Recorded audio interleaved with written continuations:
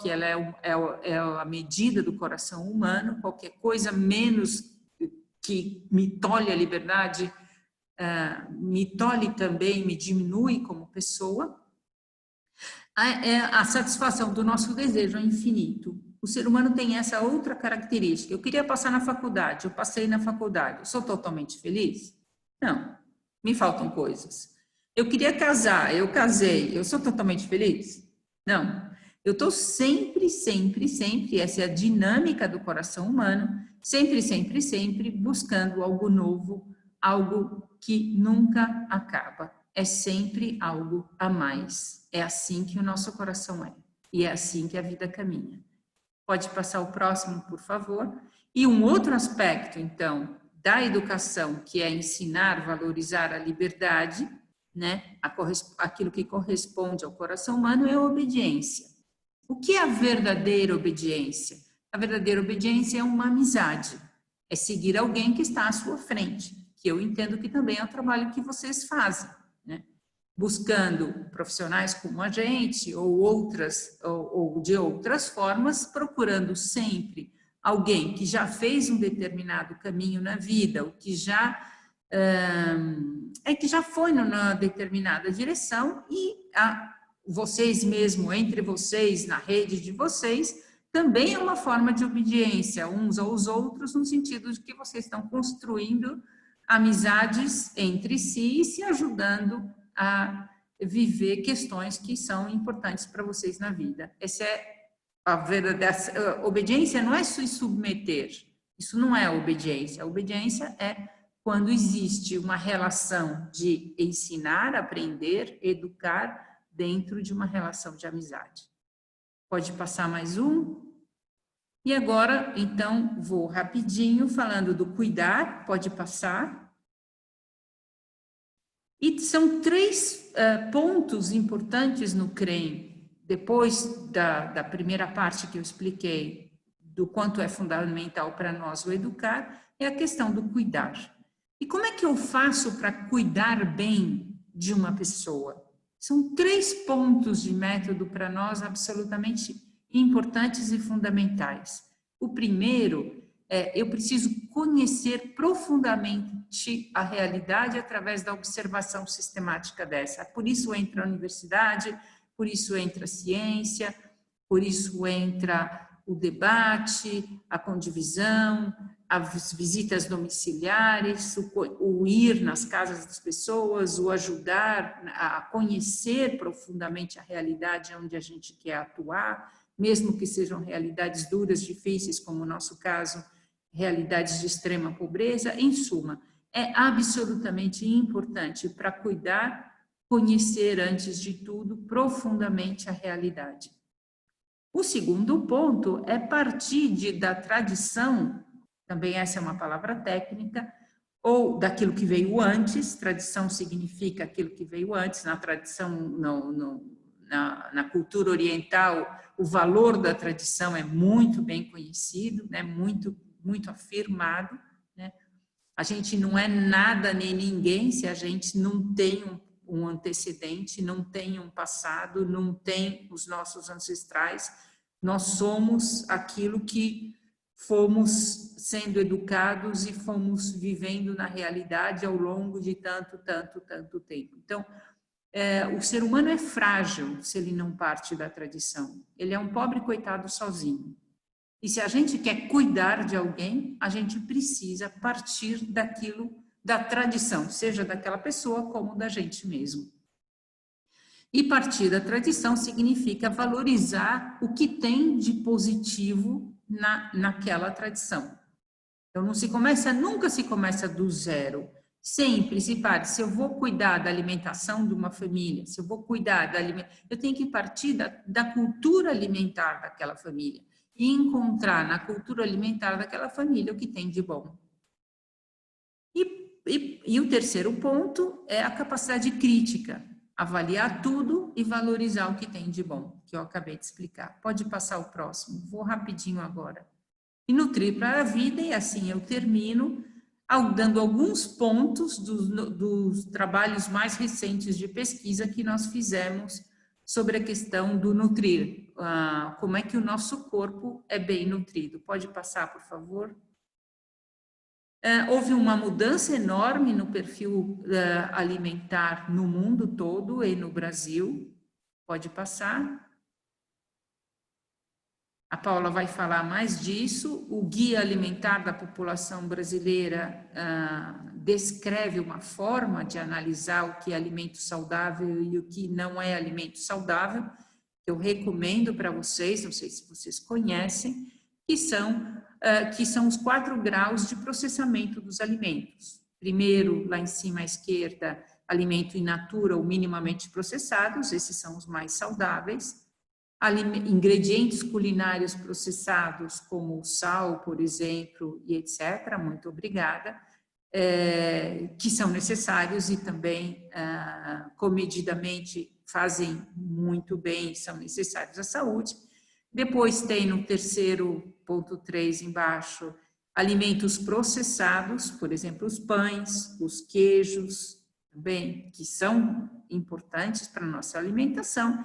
E o quarto são os alimentos inventados, a palavra é correta, inventados pela indústria de alimentos nas últimas décadas e que contém pelo menos 6 ingredientes não nutricionais. Essa é a definição de alimentos ultraprocessados, está bem explicado no Guia Alimentar da População Brasileira, se acessa no site, é fácil de acessar o guia, todo mundo, basta entrar na internet, e são os alimentos ultraprocessados que são a causa principal, junto com o estilo de vida, da obesidade. Ana, eu fiquei super curiosa. Então, só me fala quais são esses 6 ingredientes que são os que caracterizam os ultraprocessados. Porque, para mim, eles eram processados e ultraprocessados, eu não sabia dessa diferenciação, né? É fundamental, é fundamental. Os ultraprocessados são alimentos inventados na indústria. Uhum. Gorduras que não existiam e que foram criadas em laboratório, açúcares que não existiam e que foram criados em laboratório, por exemplo, xarope de milho, sabores que não existiam e que existem aquilo que a gente chama de aumentadores de sabores, que fazem o nosso cérebro explodir de prazer. Né? O alimento ultraprocessado foi processado muito para causar prazer. Você vê as propagandas, né? O nosso cérebro é enganado pelo prazer que causa. Então, a batatinha tem uma série de ingredientes na batatinha crocante que me causa muito prazer. E isso é tanto mais preocupante quanto mais cedo as crianças são os refrigerantes. Eu vou citar mais os refrigerantes, os salgadinhos, os biscoitos recheados, esses são os mais preocupantes de todos. O Guia Alimentar brasileiro teve essa propriedade que está sendo reconhecida no mundo todo, é uma coisa recente, talvez seja dos últimos 5 anos, né, talvez um pouquinho mais, que identificou esses aditivos. Então, são aumentadores de sabores, cores, a outra coisa, né? Eles são hiperestimulantes sensoriais. Então, quando você abre um refrigerante e faz assim, isso aqui tem um processo mnemônico incrível. A cor vermelha e a cor amarela, as caixas coloridas, tudo foi estudado cientificamente para causar atenção, prazer e fidelidade ao produto. O teu cérebro memoriza o sabor daquele produto. E se a mãe toma um refrigerante, ou come um salgadinho, ou uma bolacha de uma determinada marca, e todos esses que eu falei são ultraprocessados, o bebê que está na sua barriga, o cérebro do bebê que está na sua barriga vai se lembrar do prazer que a mãe sentiu ao comê-lo. E quando, depois que o bebê nasce, comer aquilo, vai sentir um prazer muito maior. Mas eu não quero me estender demais, porque eu já passei a minha horário. Vamos, a Paula vai explicar isso melhor. Pode passar o próximo. Agora vou realmente falar em 2 minutos. Os lanches oferecidos nas escolas, 87% são ultraprocessados. Pode passar o próximo. Os 3 alimentos ultraprocessados que causam vício alimentar, dependência nas crianças, isso é uma pesquisa que nós fizemos, é um dado científico, são os biscoitos, as salsichas e as linguiças e os refrigerantes. Pode passar o próximo. Essas são algumas publicações que nós temos, que o CREM e eu mesmo, junto com outros professores universitários, fizemos. Algumas, a parte da educação e da filosofia é no livro verde Educar para a Liberdade, que está escrito, depois tem os manuais do CREM, que o CREM disponibiliza. Esse é um livro para profissionais de saúde, Fisiologia da Nutrição, e um livro que ainda vai sair, Perguntas e Respostas em Nutrição. A gente não ganha dinheiro com isso, então não estamos fazendo propaganda. É só para, se vocês tiverem interesse de mais informação, aí estão algumas das nossas fontes, além dos artigos científicos que nós temos publicados, que estão no site do CREM. Estão à disposição de vocês no site. E aí eu termino, muito obrigada. Super obrigada, Ana Lídia. Eu fiquei curiosa agora para ver aqui a parte da Paula, porque eu não sabia que 87% dos alimentos que são vendidos na cantina são, assim, processados. Ultraprocessados.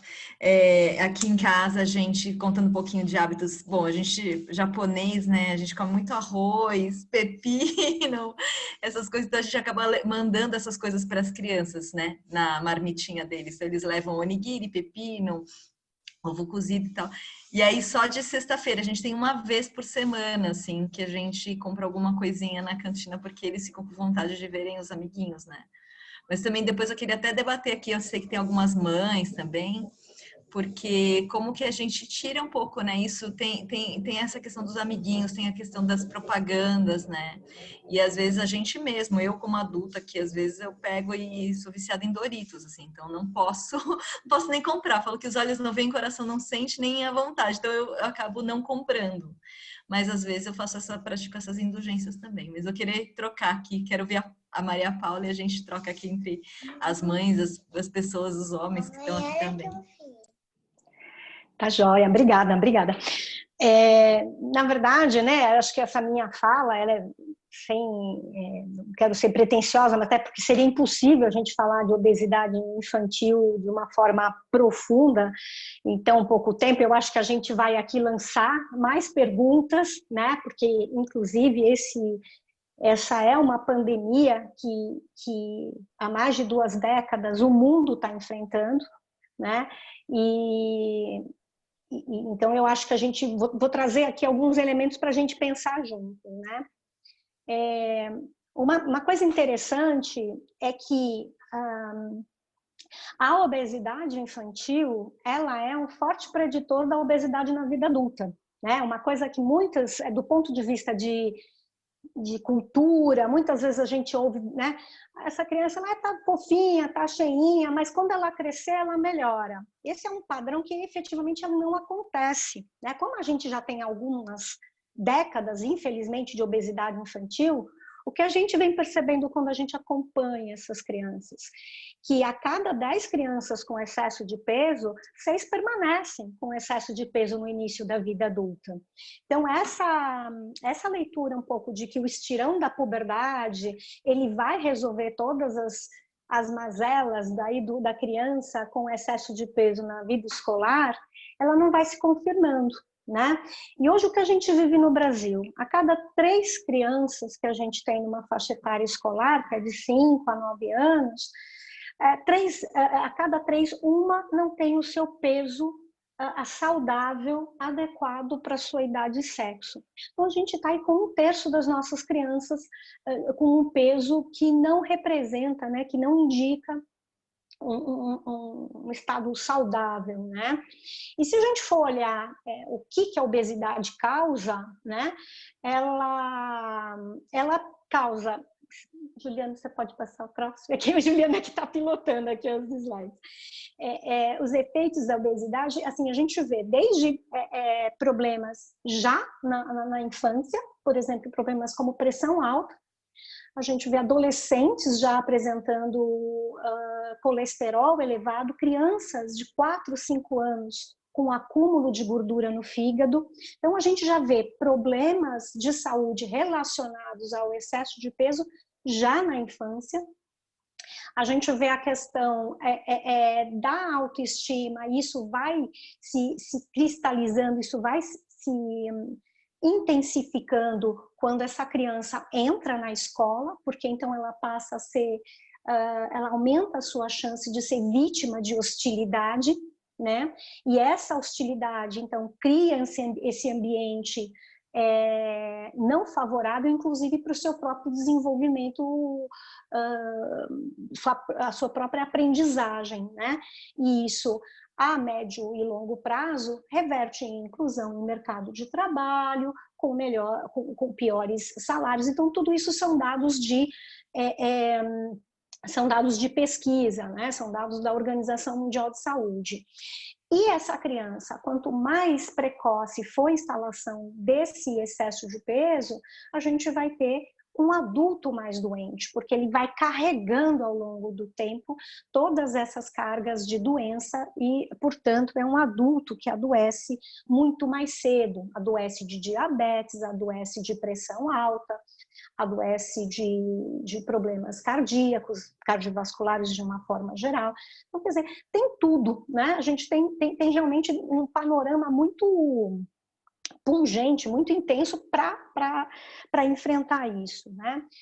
E por que com tanto investimento, né, que o mundo tem de uma forma global, né? Os Estados Unidos, a Europa, principalmente a Inglaterra, né, o Brasil também, para o enfrentamento dessa questão, né? Por que a gente ainda está avançando tão pouco, né? Quando a gente vai olhar os avanços, ninguém conseguiu avançar. Os países nórdicos de língua inglesa, no máximo ali da Europa, eles deram uma achatada na curva, ou seja, não aumentaram a sua prevalência em questão de obesidade, mas efetivamente ninguém conseguiu reduzir as taxas de obesidade, de prevalência de obesidade no mundo, né?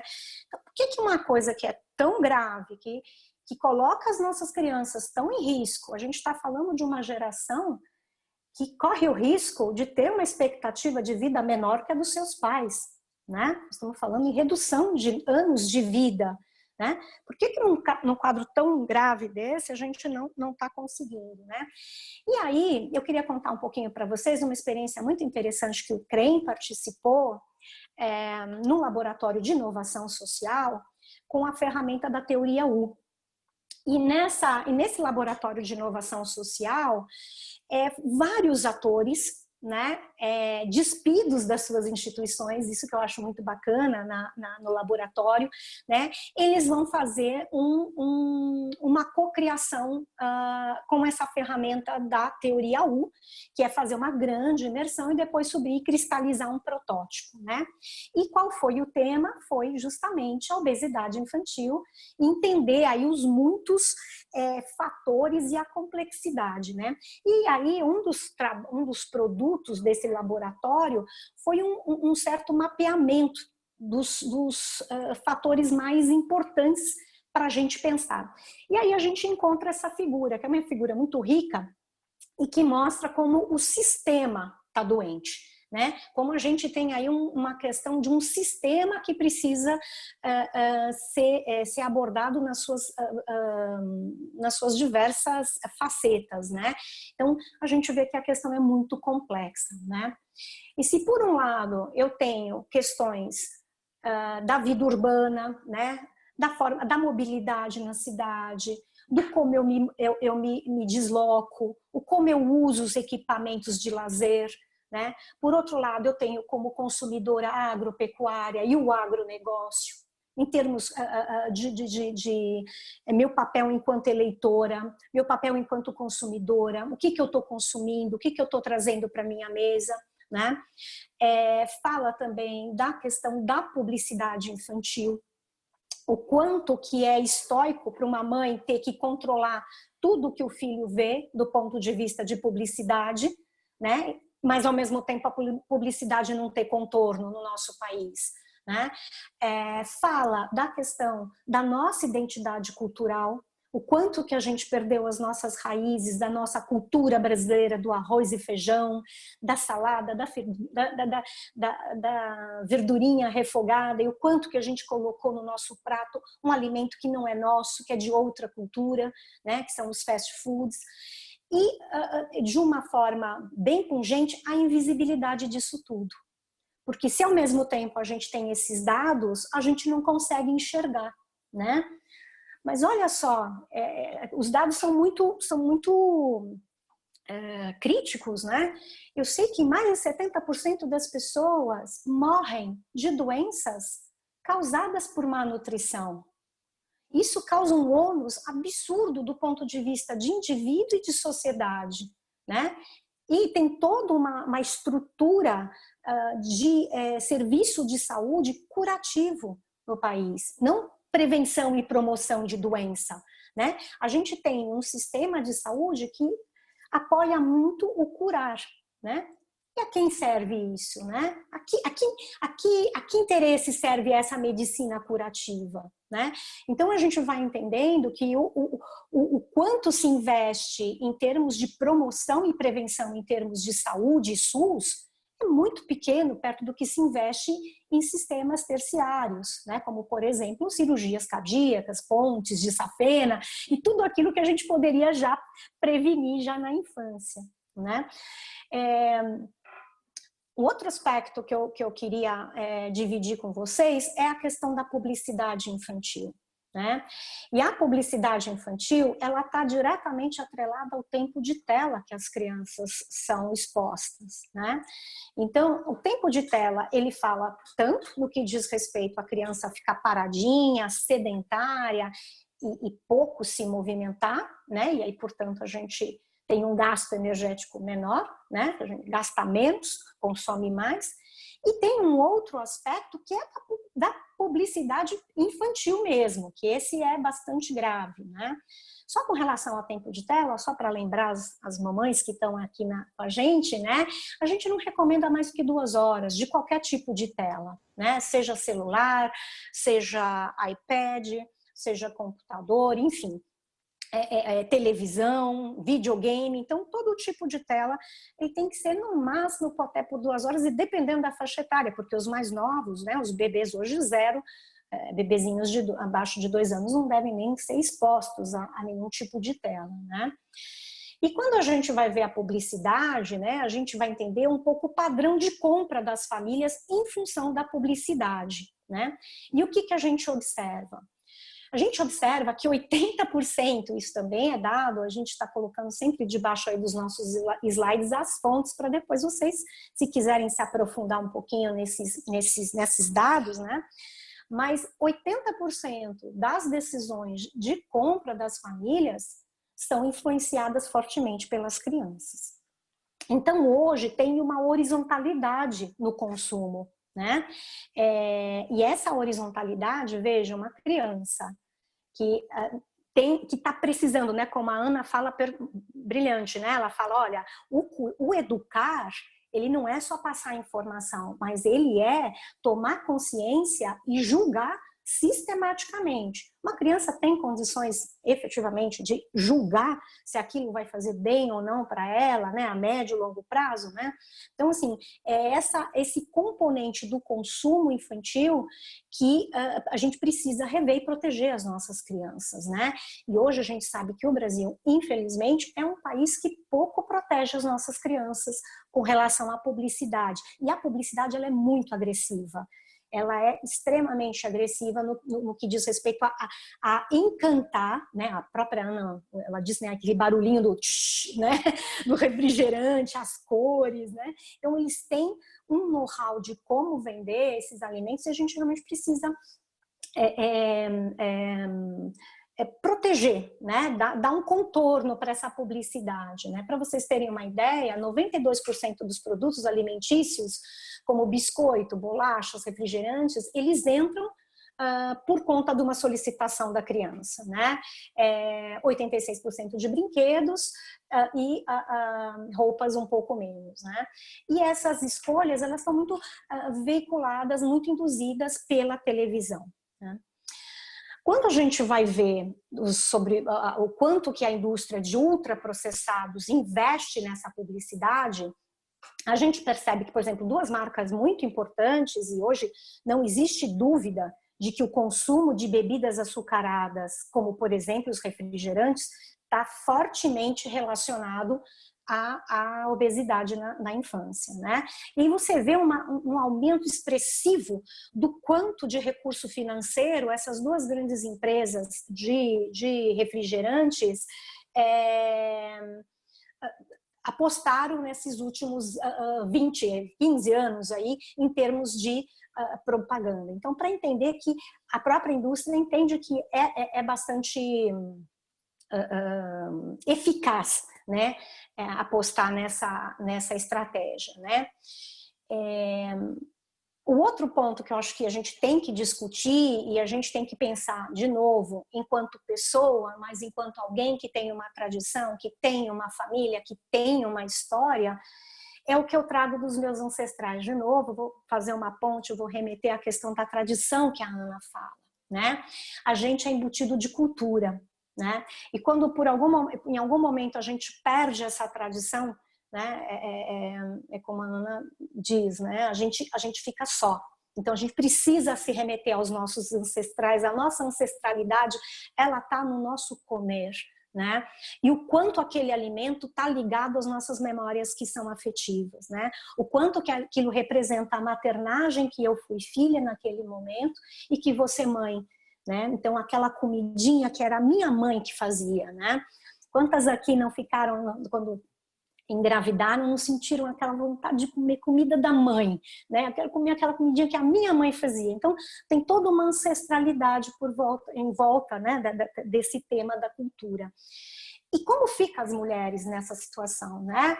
Hoje a mulherada está na rua, está trabalhando, né? Então, como é que isso casa com a nossa necessidade de também se voltar às nossas tradições de cozinhar, né?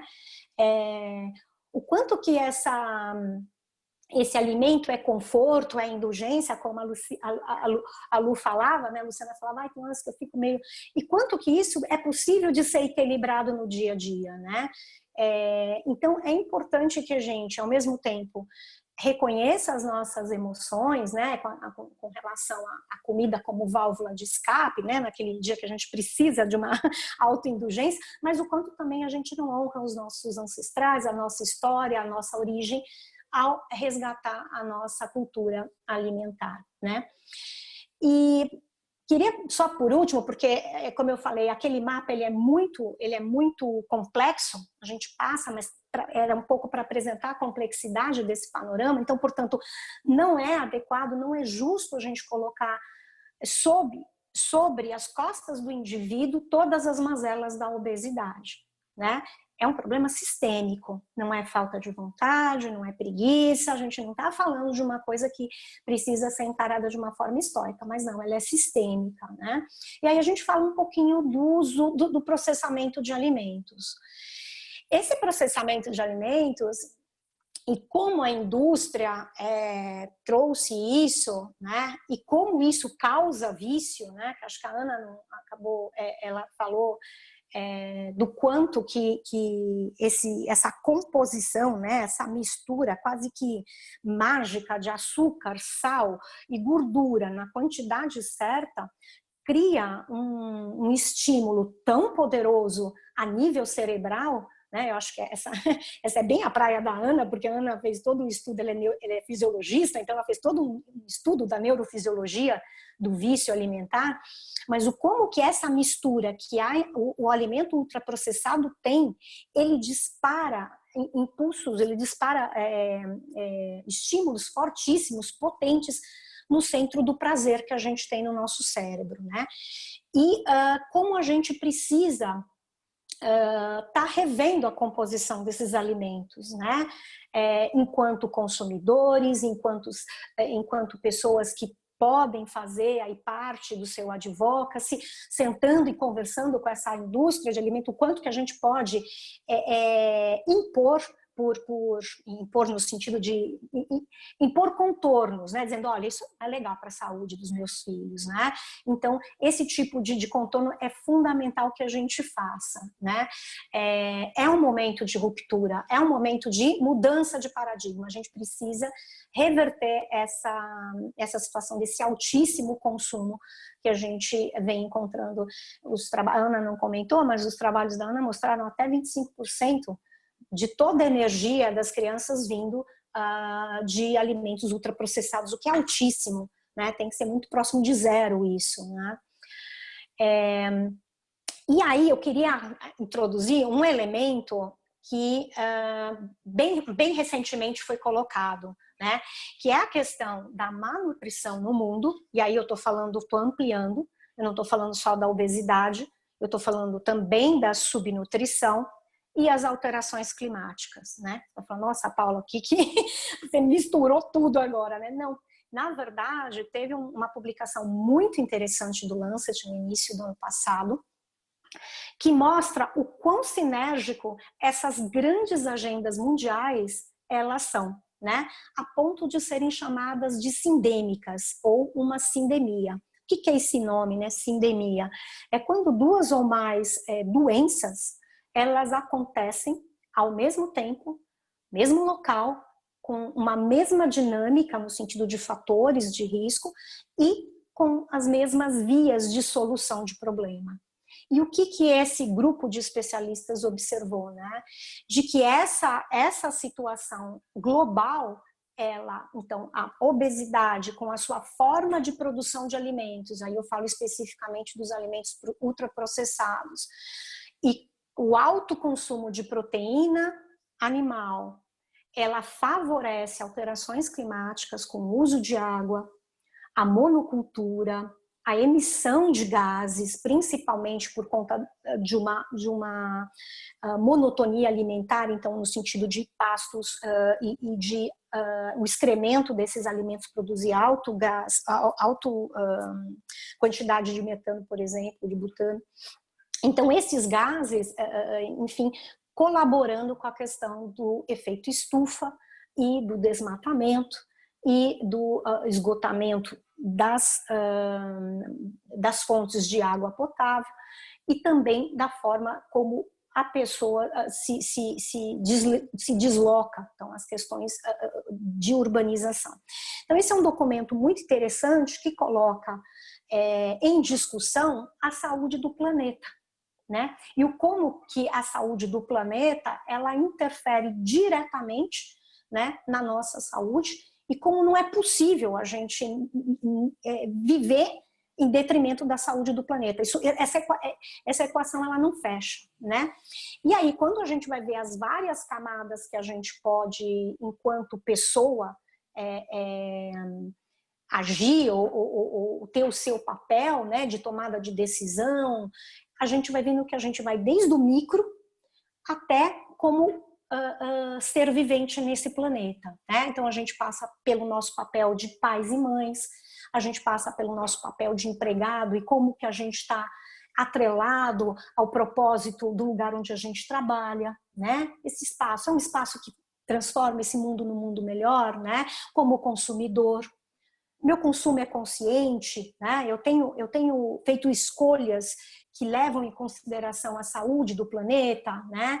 E da saúde da humanidade, né? Eu como eleitora, como munícipe, essa cidade é uma cidade acolhedora, é uma cidade que respeita do ponto de vista de poluição, de deslocamento, de parques, de arborização.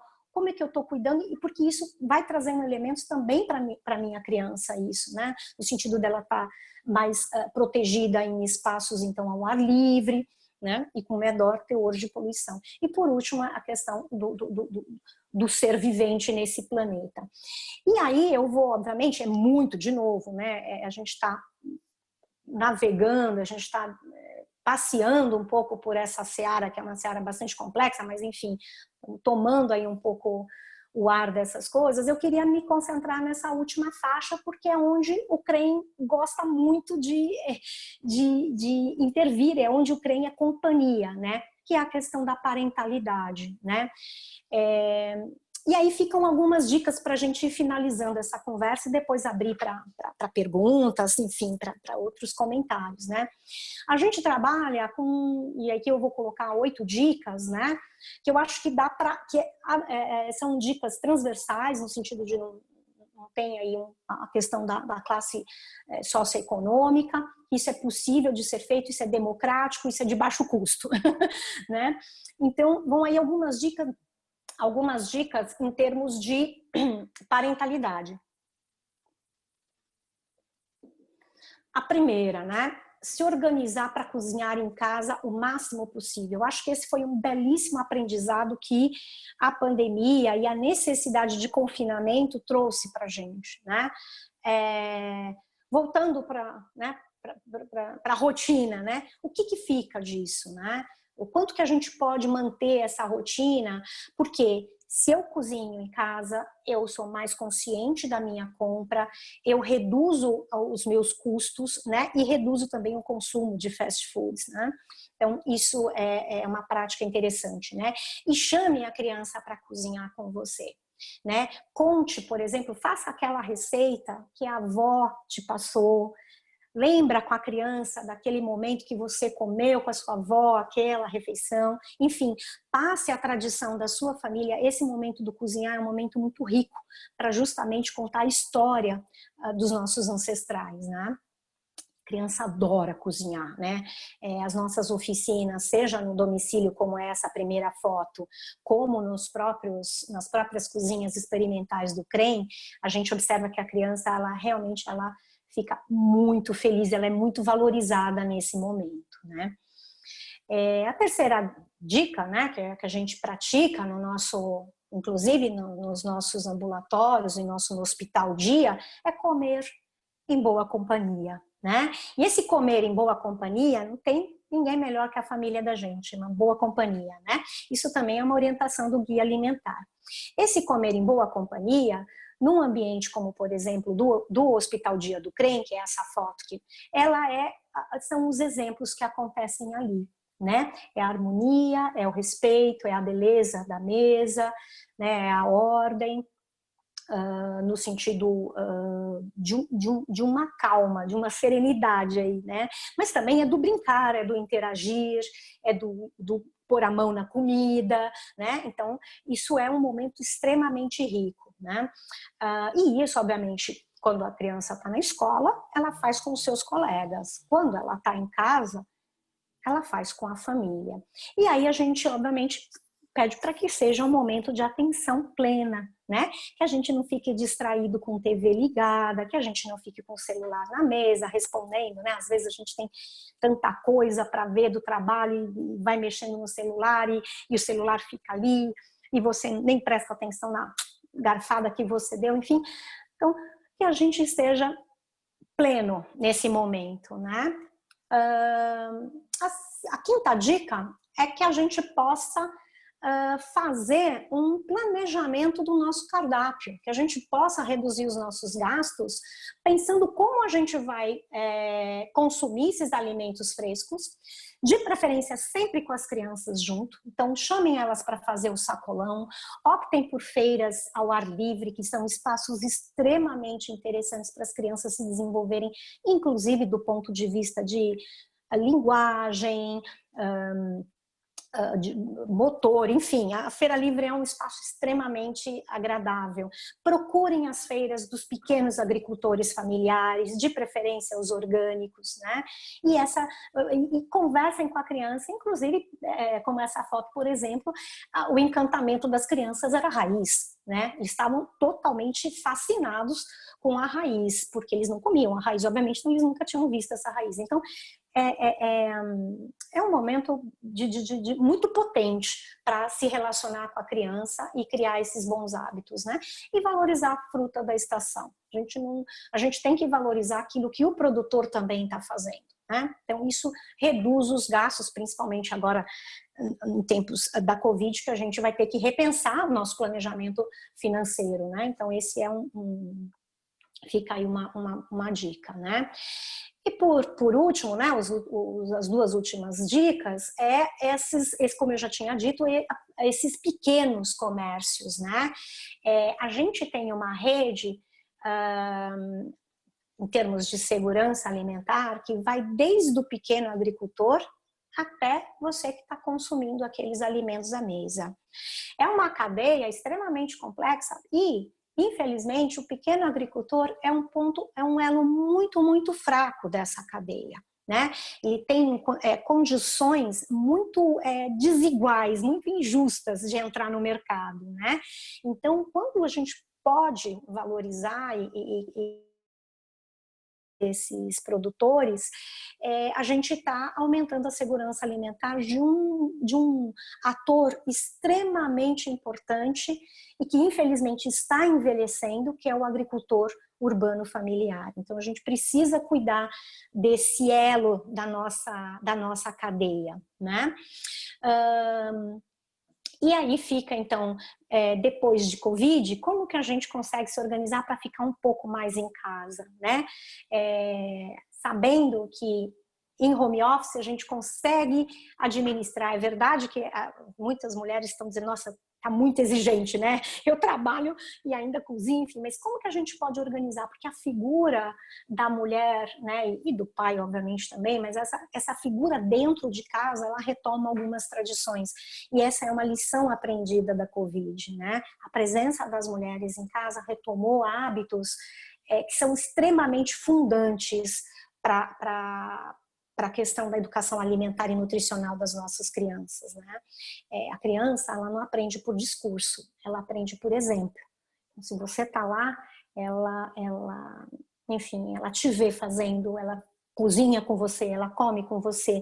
Lembrar que pai e mãe são os heróis, né? São as grandes referências das nossas crianças. Então, assim, é uma passada, né? Eu acho que queria só terminar dizendo que tudo isso acontece no CREM porque a gente tem parceiros, né? E esses parceiros, eles apostam na nossa metodologia, né? Eles apostam, Juliana, você pode passar o próximo, por favor? Isso. Eles apostam na nossa metodologia, eles acreditam no nosso trabalho e a gente, como uma ONG, né, como a Ana disse, né, como um corpo social, né, a gente não é Estado, a gente não é setor privado, a gente é a sociedade organizada com um expertise, com um saber que é diferente, né, não é nem melhor nem pior, é um saber diferente. E a gente precisa muito, obviamente, dos nossos parceiros para continuar fazendo o nosso trabalho. Então, fica aqui, né, que seja um amigo do CREM, seja um parceiro do CREM. E nesse momento de Covid, as nossas doações, né, todas as doações que a gente está recebendo, a gente está revertendo para compor cestas básicas para as nossas famílias mais desassistidas. Acho que era isso. Obrigada. Nossa, que dupla fenomenal, adorei tudo, aprendi tanta coisa, nutri alma e nutri, assim, aprendi muita coisa que eu não sabia mesmo. Então, obrigada, Ana Lídia, obrigada, Maria Paula, foi assim demais. E amigos, se o que vocês puderem contribuir para o CREM, para essa instituição tão linda, que beneficia milhares de famílias, todo valor é bem-vindo, né? Então, lá atrás eu tinha falado até para a Paula, eu falei assim, vamos fazer o Honest Box, né? O Cato também, né? Que é conselheiro e também um grande amigo, ele falou, vamos fazer o Honest Box. O que é o Honest Box, gente? O Honest Box a gente contribui o que a gente puder, o que a gente acha que é leve e é bom para a gente, assim, né? Porque a gente sabe que qualquer valor pode ajudar a compor a cesta básica de várias pessoas aí, né, assistidas pelo CREM. Eu vi que a Andrea levantou a mão para falar, então, Andrea, fica à vontade para para comentar aqui. Obrigado, boa tarde a todos. Eu já escrevi, inclusive, espetacular com 3 pontos de exclamação, obrigado com 3 pontos de exclamação, justamente para manifestar a alegria de estar aqui com vocês hoje à tarde, está certo? Não apenas pelas informações que foram passadas, mas como esses temas foram abordados. Eu fiquei emocionado, está certo? Com a profundidade, com a leveza e com o foco no não julgamento, na consciência, no autocuidado, na compaixão. Enfim, poderia falar muitíssimo, obviamente vou ficar calado para dar oportunidade para outras pessoas, mas gostaria apenas de compartilhar a minha gratidão. Muito obrigado. Obrigada, Andréa. Eu vi que o Fred também falou aqui, a Ana Carla também tinha me mandado uma mensagem. É muito bom ouvir outras vozes de pais, mães e cidadãos do mundo aqui, né? Então, se vocês quiserem abrir o microfone, Fred, Ana Carla, eu ficaria horas aqui falando com vocês, porque realmente acho que tem tudo isso, né? De cozinhar em casa antes visto como uma tarefa, hoje visto como muito mais parte de um ritual, né?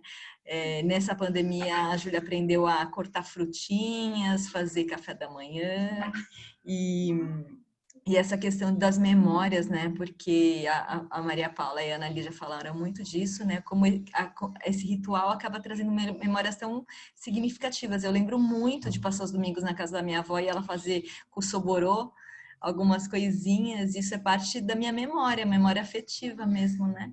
Então, quanto isso dá um quentinho assim no coração. Então, Ana Carla, quiser falar aqui, eu vi que você tinha falado um pouquinho da sua gravidez também, o Fred, a Lília. Oi, boa tarde, pessoal, tudo bem? Muito obrigada por todo esse ensinamento lindo que vocês passaram, pela oportunidade de eu estar aqui conversando com vocês. Eu lembro direitinho que na minha primeira gravidez, eu comia muita pamonha. E eu sou de uma família do interior, né? Então, assim, minha mãe fazia pamonha para mim. E eu trazia congelado e eu comia todo dia, de 2 a 3 pamonhas. Meu filho mais velho, hoje, ele está com 8 anos, ele adora milho. Tudo que é de milho, ele gosta, né? E na minha segunda gravidez, que eu já tinha um pouco mais de, assim, noção sobre os alimentos, né? Eu evitei de tomar refrigerante. E engraçado que o meu filho mais novo, que é o caçula, que hoje tem 6 anos, ele não toma refrigerante, ele não gosta de refrigerante, né?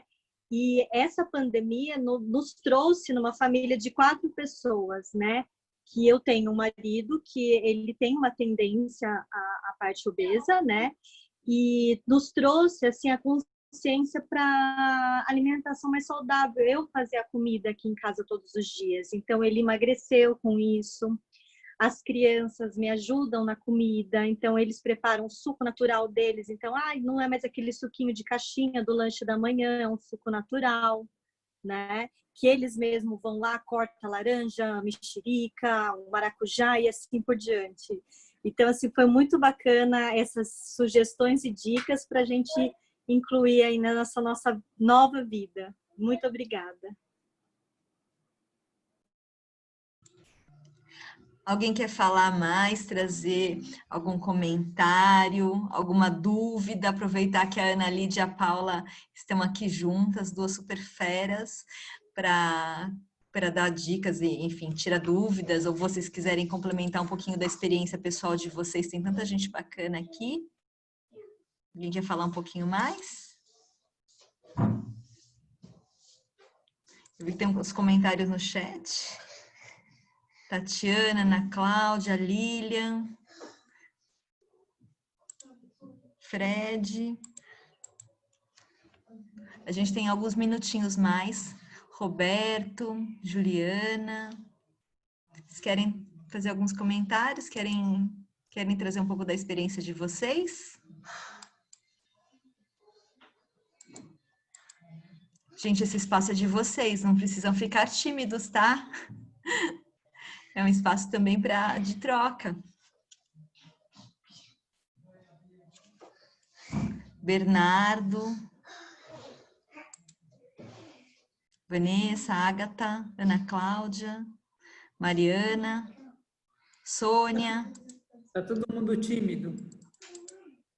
Todo mundo tímido. Mas olha, eu quero agradecer novamente. Olha, a Sônia abriu câmera. Sônia, quer falar? Fala, Quero Sônia. falar. Eu acho Boa importante tarde. trazer. Tudo bem, gente? Olha, foi realmente muito bom. Muito obrigada pela presença de todo mundo aí. Meu nome é Sônia, meu apelido é Nani. Eu também faço parte da equipe do CREM, com muita alegria e muita felicidade no coração que isso sempre me traz. Eu acho importante a gente também colocar qual foi toda uma alteração de protocolo que a gente fez agora para poder atender as famílias nesse momento de pandemia, né?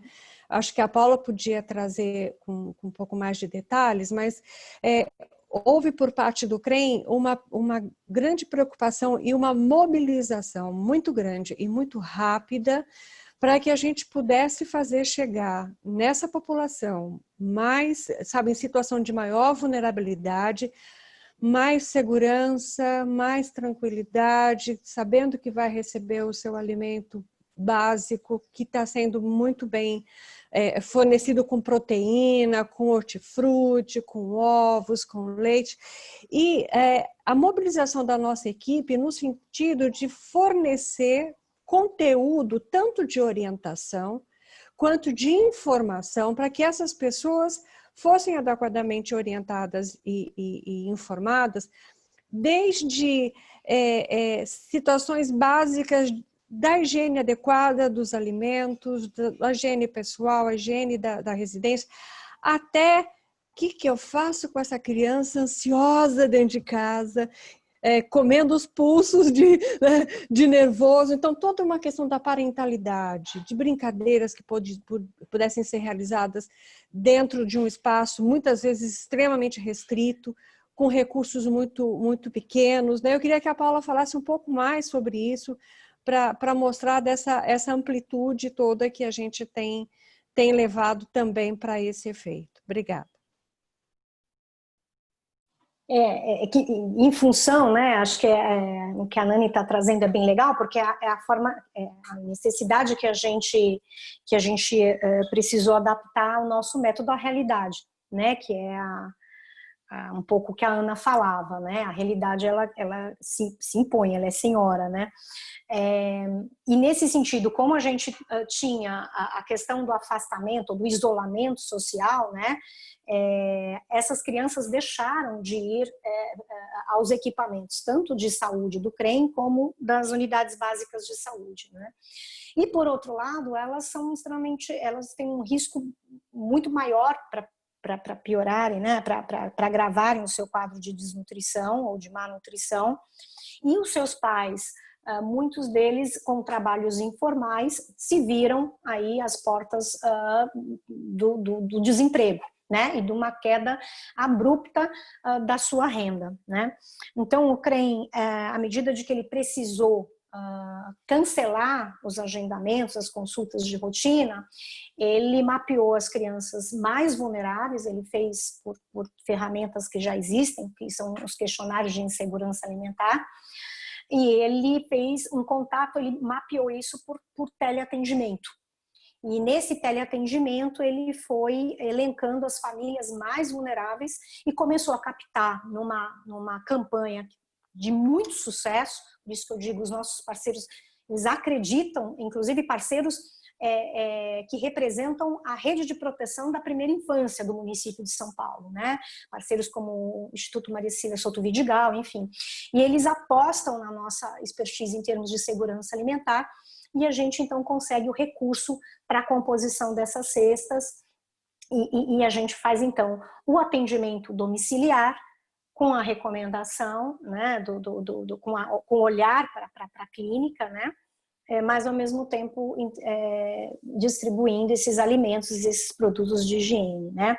Só que essa questão da solidão, como a Nani falou, né, do estresse, né, a questão da saúde mental, ela é um tema absurdamente importante nesse momento de pandemia, né. As mães ficam ensandecidas, às vezes, de ter criança dormindo às 2 da manhã, acordando às 3 da tarde, perdendo muitas vezes horários de refeição, ou subindo pelas paredes de tão agitadas que estão. Então, essa questão da saúde mental, ela foi sendo fortemente considerada, porque a gente tem psicólogos na nossa equipe, a gente trabalha como equipe multiprofissional. Então, essas demandas foram com a construção de jogos em família. Então, como é que eu posso ampliar essa convivência familiar e sair do lugar comum que é a tela, né? Então, os nossos psicólogos também, então, desde jogos de tabuleiro que a própria criança criava, até, por exemplo, desenhando na sombra, ou funda ou a boia, que são brincadeiras extremamente corrupio. Então, a gente passa a trazer uma tradição das brincadeiras para dentro desse espaço, né? E para favorecer a convivência e a mãe, de novo, a semelhança do que a gente fala de tradição e cultura alimentar, a gente fala de tradição e cultura das brincadeiras na infância da mãe e do pai. Então, a gente traz esse repertório para a contação de história, a gente então dá o livro infantil nesse kit, né? Então, são essas estratégias para esse momento aí de pandemia, para a gente ter uma convivência familiar mais rica e minimizar aí esse estresse todo, que é absolutamente razoável nesse momento, né? E fica aqui o convite para todo mundo que está participando para entrar no Facebook, no Instagram, conhecer as redes sociais do CREM, que esses conteúdos estão todos disponibilizados lá, são públicos, estão à disposição para que as pessoas possam também conhecer. Achei super bacana, inclusive a dica que a Ana Lídia e a Maria Paula falaram sobre o guia alimentar, né, dos brasileiros, acho que é uma coisa super importante. E aí, quando a Maria Paula falou das brincadeiras, teve uma que a gente fez aqui em casa que as crianças amaram, vou contar para vocês. Deixei as crianças na sala, fui para a cozinha com meu marido e a gente cortou várias coisas, a gente pegou, tipo, coisinhas de comida, frutas e tal, e a gente vendou as crianças e a gente dava ponto para quem acertava o que era o alimento. Que bacana, que bacana. Eles amaram, assim, foi uma brincadeira assim, aí agora eles pedem, sabe? Tipo, eles podem cheirar, podem pegar e depois eles experimentam e eles falam o que é. Então a gente dá uma misturada no salgado com doce com azedo, assim, então para estimular um pouquinho, fazer umas brincadeiras com pontos, né? Que eles adoram competição nesses jogos, né? Bacana. Muito bacana. Mas alguém quer trazer experiência, compartilhar alguma coisa?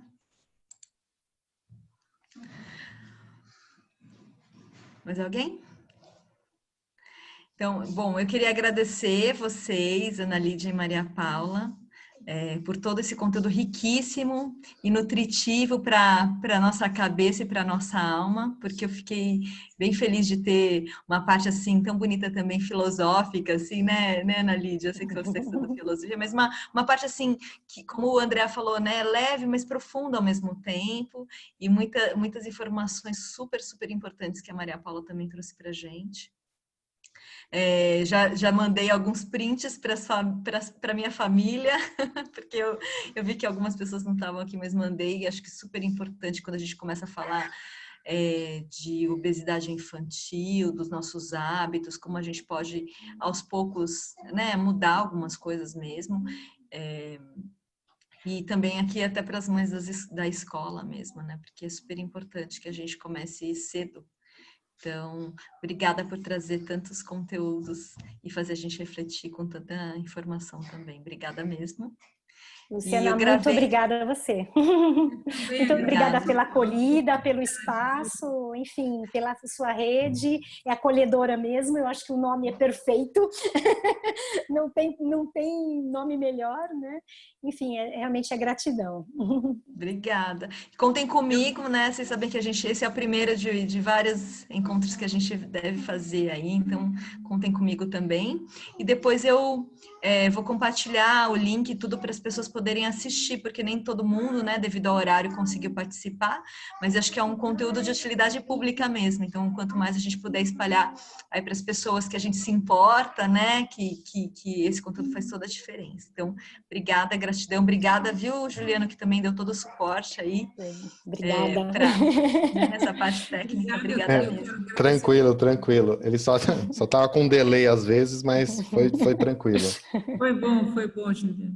Agradecer também vocês, agradecer pela oportunidade. Fiquem firmes aí no Brasil, cuidem-se, cuidem-se todos e que essa seja uma oportunidade para coisas boas acontecerem, né? Depende só da gente aproveitar essa dificuldade, essa situação que estamos vivendo o mundo inteiro juntos para melhorar as coisas. Eu sei que vocês têm esse desejo, eu sei que você tem esse desejo, Lu, fazendo todo o empenho para colaborar com a informação, com a formação das pessoas. Então, muito boa sorte para você e muitas felicidades, viu? Obrigada. E obrigada a todos os participantes que ficaram aqui com a gente, que eu sei que a gente tem uma agenda, né, que compete com tantas coisas, então obrigada por terem priorizado esse momento que é tão importante. E fiquem bem, se cuidem. Obrigada. Beijo grande para todos. Obrigada, pessoal. Tchau. Tchau.